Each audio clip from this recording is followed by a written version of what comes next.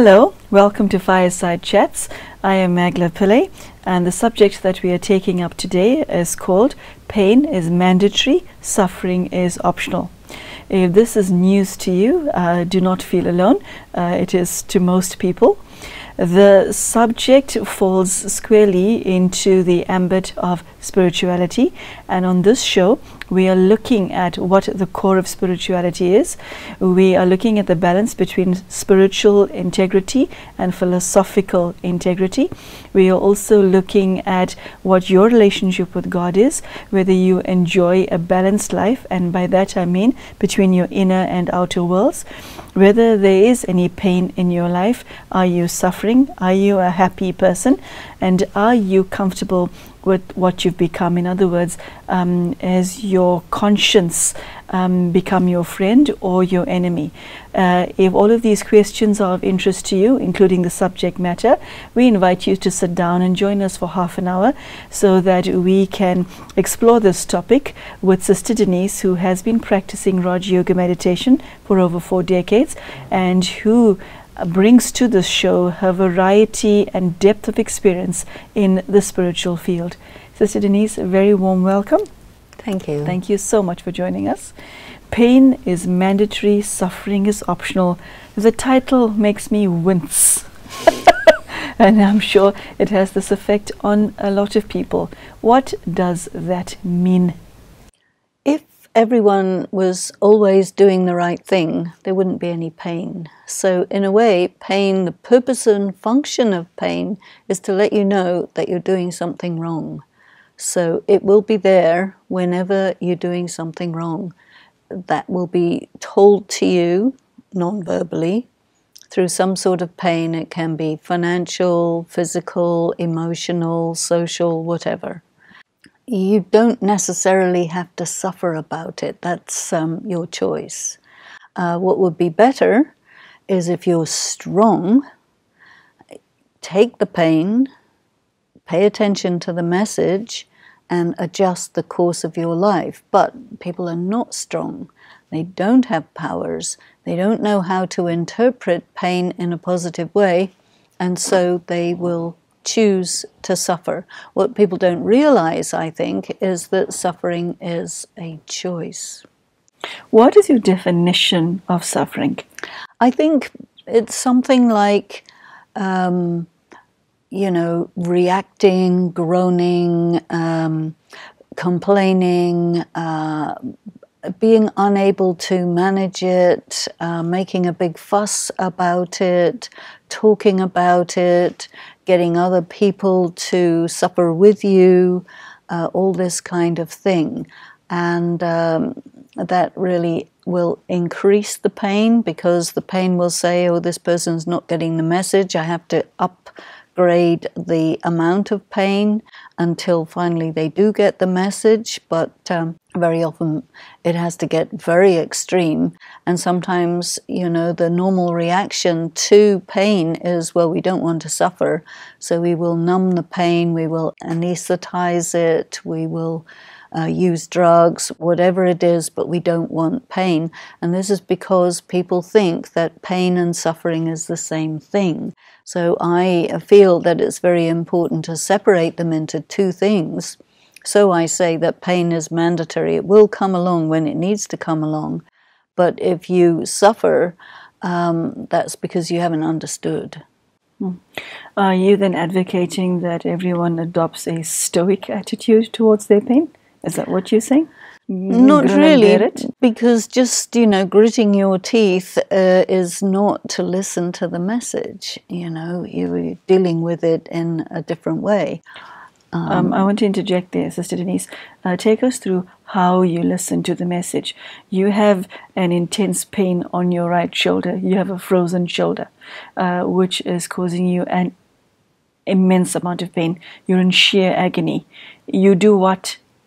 You say, hello, shoulder, what are you saying to me? Yes, you will. Okay. And you'll have to look at what led to that frozen shoulder, you see. And a lot of people, they have to work with computers, or they have to do repetitive actions which can result in that. Now, a person will say, well, I have to do this job, and this job caused me to have this frozen shoulder. Well, there you've got an industrial injury, and so the people at your job have to compensate you for that.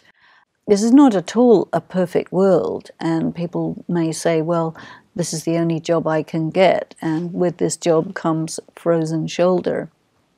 So, I mean, it's true, there are many things that you don't have so much control over, but there's a lot that you do have control over. And I think even where there are things that you don't have control over, you can have more control than you think by really thinking about it constructively and resourcefully. You know, with the computer, because so many people are on computers, there are many different kinds of mouse. And there are some type of mouse which requires a lot of energy, repetitive strain injury. There are other kinds of mouse which is very different and requires less. So you need to be able to look at some of your options. A lot of the pain that people have is because of injuries that occur due to them not paying attention. You know that the place where you are has a lot of uneven surfaces. That means look down, look where you're walking, you know. Look before you leap. There's so many of these messages that we have. Pay attention to your surroundings. You know, take responsibility for what happens to you. That's very helpful to make sure that you don't put yourself in a situation where pain has to come along and say, watch it, you watch what you're doing.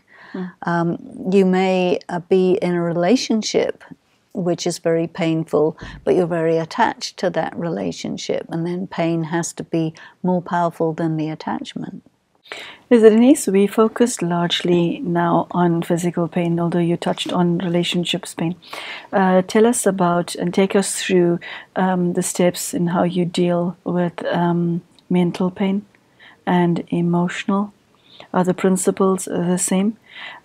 Physical pain knocks louder, so you're able to listen to it because it's overt, whereas mental pain could be a fog in your psyche that you may not be aware of. So how do you then become aware of it, and how do you manage it so that you come out of it? That is the aim of this, isn't it? That when you see pain as mandatory and suffering as optional, you are able to come out of it. Mm-hmm. Okay, how do you then apply what you just said? How do you apply this principle to managing mental pain? To me, a lot of the mental pain people have is because of their morality. And they will say, this should not be like this. And then they take pain from that statement. Rather, they should say, it is like this. Now, what are you going to do about it? You see? Or sometimes people say, well, you know, my relationship should be like this. My spouse should be behaving like this and not like that, and so on and so forth. And they stay stuck in the should, have to, ought to. And it is being stuck in that causes the pain, because the message of pain is it's nothing to do with should, have to, ought not. Take a look at what it is, and then look at that situation and see what your options are, and take responsibility for doing something proactive, you see. But the conventional morality, in a large number of cases, keeps a person stuck in an attitude, a mentality, which is not right. And because of that, the pain comes along to say, excuse me, your attitude is not right. But if you don't understand that message and you take it to mean the situation is not right, then the pain is only going to have to increase until you wake up to the fact that, you know, the thing that's wrong is your attitude. Okay. Tell us now about emotional pain. Do you apply the exact same principle? Do you modify what you said in any way? Emotional pain is very connected with attachment. And normally people are very attached. This is absolutely normal. This is the human condition. Okay, can I interject there? Attached to what? They could be attached to their relatives. They could be attached to their friends, their town, village, property, their mentalities, their religion, so many things that people can get attached to, and which can be an instrument for them to get pain, because attachment is considered as a vice. And so then to shift a person away from an attitude of attachment to an attitude of detachment is a huge cultural shift. So that may be a very big step for a person to take. Nevertheless, the suffering is there because of the attachment. The pain, as I mentioned in the title of the show, the pain is there, but when you respond to the pain proactively, or you start to work with your powers that you accumulate through meditation, then you're not suffering from that pain, but you're working towards easing the pain through getting the right attitude or the right positioning so that you are able to manage that pain. So Denise, mankind has become extremely creative in finding fresh and new ways of numbing the pain, not anesthetizing it, but numbing it. I'm thinking alcohol, drugs, legal and or illegal, relationships, sex, etc. There's a variety of things that we do or behaviors that we engage in to make it go away, to postpone it, to push it at the back of the mind. And to a large extent, all of these methods are successful. What effect does that have on the human spirit? I would not say that they're successful. They may be successful in temporarily postponing the problem, but only temporarily. And the nature of pain is it will intensify until you wake up and pay attention to its message. So any action that you do which produces a result of negative consequences, but you persist in doing that activity, that's an addiction. And an addiction is always for the purpose of managing pain, which you aren't able to manage in the, you can say, spiritually correct way. Because the spiritually correct way to manage pain is to intensify your spiritual powers, your tolerance, your accommodation, all of these types of powers, and especially not using your thinking to think negatively about the pain. You know, acceptance is very helpful in regard to pain. When you resist pain, it's always going to find a way to be more powerful than your resistance. If you numb the pain, it'll find a way to be more powerful so that it breaks through your numbing activity or substance abuse. So pain knows what it's doing. The problem that people speak about is human suffering. They don't talk about human pain. So really the issue that we need to think of is suffering. Why do we suffer? How do we suffer? What do we do that we don't need to do? Part of the problem is because people equate pain with suffering. And as I said earlier, it is valuable to separate them so that you can actually look at your situation and see which bit of it is pain, which you can't do anything about, you have to listen to and work through, which bit of it is suffering, which of course I have called as optional, So you're suffering because you haven't understood that you don't have to. You're suffering because you've chosen to do it. You're suffering because you haven't understood that you have options and that you need to think about what are my other options, you see. And all of the options are to do with the work you do to make yourself spiritually strong. You know, one of the reasons why bad things happen is to make you experienced, and the other is to make you strong. You know, these things are not designed to make you miserable. You may choose to make yourself miserable about them, but it's because you haven't understood the value, the positive result that you can take from them. And I think this is why we are having this kind of educational show, to explain to people what is possible, what further options people do have. So Denise, I'm thinking right now of a woman in an abusive relationship where she allows the pain to continue, and together with that, the suffering to continue. What would you say to her? And there's so many millions who fall into that category. There's not just the physical or the sexual abuse, there's also the emotional and verbal and financial abuse. This is the tragedy of our current world, where the circumstances and the prevailing social attitudes are really stacked against women, and most women are socialized to get into those situations from birth. So to educate yourself is a very important part of it.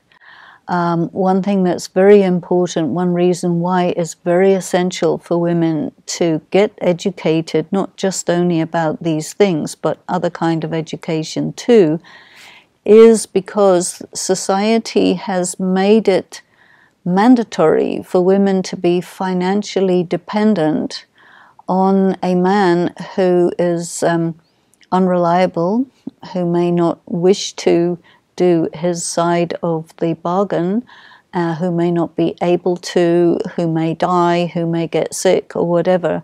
So the current society really prevents women from being self-reliant, and that is being challenged on many fronts, but it still has a very long way to go, because a woman will stay in an abusive situation mostly because of financial dependence. Secondly, because of the children, you see.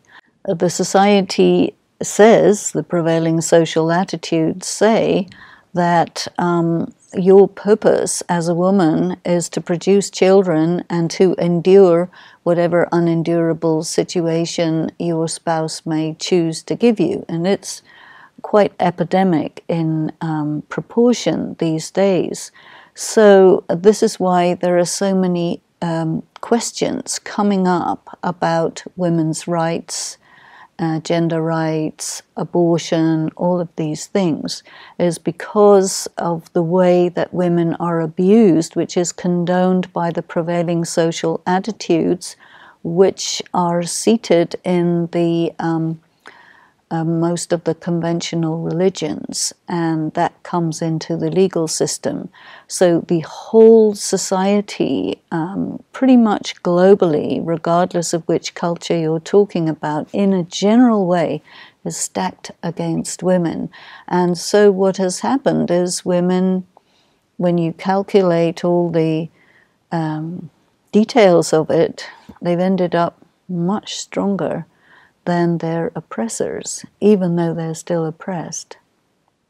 I mean, That's sometimes I say, as a joke, you know, that if a man would have to give birth to a child, he'd only do it once, because I don't think they can handle that kind of pain. You know, many men will die very quickly if their wife dies first. So they like it much better if they die first, you see, because it's much easier for a woman to live without a man than for a man to live without a woman. So overall, even though women are called the weaker sex, there's not much evidence as to how they're weaker except in terms of musculature. But in every other way, they have had to become strong because the circumstances are so hard, and that has been the case over many, many generations. But then the socialization process sort of keeps women weaker than they very often need to be, and pushes men to be aggressive towards women. So I really feel that the whole war between the genders has to be looked at, and we have to make our peace. I think spirituality can help in this, because spirituality says that every soul is genderless. So your identity, whether you're in a male or a female body, is you're genderless. And then you come into a role. But your actual self, the actual fundamental being of a human being, is above and beyond gender issues. It's only when you come into the body that that comes up. Because it's so fundamental philosophically, and you could say religiously, is a big challenge to the prevailing ideals which you need to make. Take us through the assistance that you get from the divine in handling any type of pain. How does he watch to see how you'll handle it yourself? Can you go to him and say, God, I can't take it anymore, please help me? Does he respond to desperation when we go to him when we are at wit's end? How does that work? Well, people do go to God when everything else has failed, and it's usually some kind of extremely painful situation. And as I said earlier, when you are absolutely sincere and you absolutely give yourself over to God, there you really do experience relief. But mostly what happens is people are so resistant to the pain and so focused on trying to destroy the pain, they have an adversarial relationship with the pain. And I think once you move away from that and you surrender to the pain, that's where the pain will start to feel that you're getting the message. And once you've got the message, the pain will leave at that moment. Explain to us what you mean by surrendering to the pain. What does that entail? Is that a conversation that you have with yourself? I think it is a conversation that you have with pain. You have to say, okay, I surrender to you. What are you trying to tell me? And stop all this resistance and really look at, know that pain is a message carrier, and ask for the message, because pain is the postman. You want the letter, open the letter, read it, and this is what people do not get, because they don't like pain, see. And so we need to get people to say, okay, pain is painful, but it's an important messenger. It has a message. Ask it, give me the letter. Let me have the message, because then I can act on that. Sister Denise, that was a bomb of a message, and I think, it certainly causes a shock to my mind to know that one has an option as to whether to suffer or not, and it's mind-blowing that one can have a conversation with one's own pain. So I thank you for opening that door. It's news to me, and I'm sure to many viewers. Thank you. So, ladies and gentlemen, I hope that you have been duly educated in pain management. You suffer from various types of pain. We all do, whether it's psychological, physical, economic, whatever your pain is, to create a relationship with it, to understand that you can overcome it, to not be afraid of it, to not run away from it, nor to anesthetize it, but simply to look at it and ask yourself, what is the message? If you are suffering in any way, I do hope that your suffering comes to an end simply through spiritual empowerment, and to listening to today's episode and more such episodes where you can regain your lost power and face life head on and enjoy life, and also include God in your journey. So thank you so much for joining us. Thank you, Sister Denise, and goodbye.